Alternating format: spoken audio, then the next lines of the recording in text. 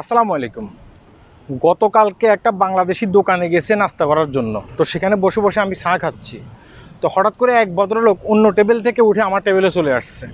তিনি আমাকে এসে বলতেছে যে ভাই আপনাকে আমি চিনি, আপনি ভিডিও টিডিও বানান না? আমি বললাম যে হ্যাঁ ভাই, আমি ভিডিও বানাই। তখন তিনি আমাকে বলে যে ভাই আমার একটা দুঃখের কথা আপনার কাছে শেয়ার করি, আপনি এটা প্রচার করবেন। তা আমি বললাম যে বলেন আপনি দুঃখের কথাটা কি। তখন তিনি আমাকে বলতেছে যে ভাই আমরা বাংলাদেশ থেকে একসাথে মালয়েশিয়াতে আসছি, আমরা 10 জন একই কোম্পানির ভিতরে। তো ওই গ্রুপের ভিতরে বেশিরভাগে যারা আছে তারা হচ্ছে আমার থেকে বয়সে অনেক কম। তিনি এটা বলতেছে যে বেশিরভাগে হচ্ছে আমার থেকে বয়সে কম। তো যেহেতু আমি একটু পড়াশোনা কম জানি, তো আমরা ওই কোম্পানিতে যখন আসছি সবাই আমাকে মানে আপনি আপনি করে কথা বলতো। হ্যাঁ, তো দেখা গেছে কি একটা সময় দেখা গেছে কি একটা ছেলে মানে পড়ালেখা একটু ভালো জানে আর কি, সেও আমাকে আপনি করে কথা বলতো। তো তাকে সুপারভাইজারের দায়িত্ব দেওয়া হয়েছে, ওই কোম্পানিতে সুপারভাইজারের দায়িত্ব দেওয়া হয়েছে এই 8-9 জনকে দেখাশোনা করার জন্য।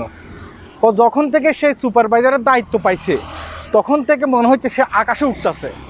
হ্যাঁ, সে আমাকে আপনি থেকে তুমিতে চলে আসছে এবং কি তার সাথে যারা আছে সবাইকে তুমি থেকে তুইতে চলে গেছে। অর্থাৎ তার আচার আচরণের কারণে আমরা মানে শান্তি পাচ্ছি না। আমরা হয়তো কোথাও একটু বসছি, সে গিয়ে তার বসের কাছে বলে দিচ্ছে।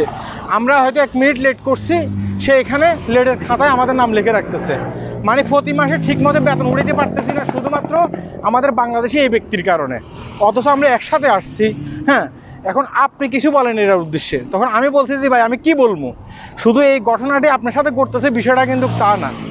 অনেক মানুষই কিন্তু এই ধরনের অভিযোগ দিচ্ছে। মানে যদি একজন বাংলাদেশি আইসা কোনো একটা কোম্পানির ভিতরে কোনো সুপারভাইজারের দায়িত্ব পায় বা কোনো একটা কিছু পায়, মনে হয় যে সে ওই দেশের প্রধানমন্ত্রী, মানে ওই কোম্পানির প্রধানমন্ত্রী, সে নিজেকে প্রধানমন্ত্রী হিসাবে জাহির করতে চায়। হ্যাঁ, তো আমি আপনাদের উদ্দেশ্যে বলতেছি ভাই, আপনি ধরেন সুপারভাইজারের দায়িত্ব পাইছেন, এখন সুপারভাইজারের দায়িত্ব পাওয়ার পরে আপনি নিজেকে অনেক কিছু মনে করতেছেন। আজকে দেখা গেছে কি আপনি বসের বাসায় গিয়ে আপনি থাকতে পারতেছেন না। আপনি থাকতেছেন কোথায়? আপনি এসে থাকতেছেন যাদেরকে আপনি তুই করে কথা বলতেছেন, আপনি তাদের কাছে এসে থাকতেছেন। হ্যাঁ, এটা অবশ্যই মনে রাখতে হবে। যদি আপনি অসুস্থ হয়ে যান, আপনার পাশের বাড়ির যে লোকটা আছে না, সেই লোকটা কিন্তু আপনাকে সহযোগিতা করবে।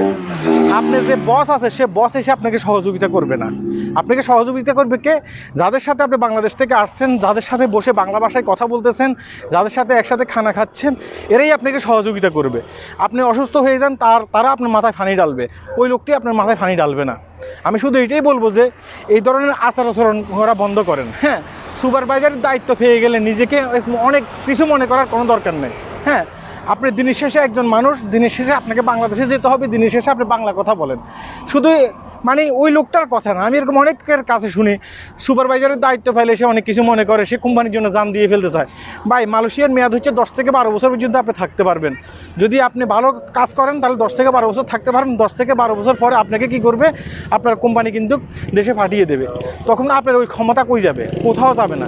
তাই আমি বলতেছি যে ভাই এই ধরনের আচার আচরণ করা বন্ধ করেন, এই ধরনের আচার আচরণ করা বন্ধ করে ভালো ব্যবহার করেন। আল্লাহ হাফেজ।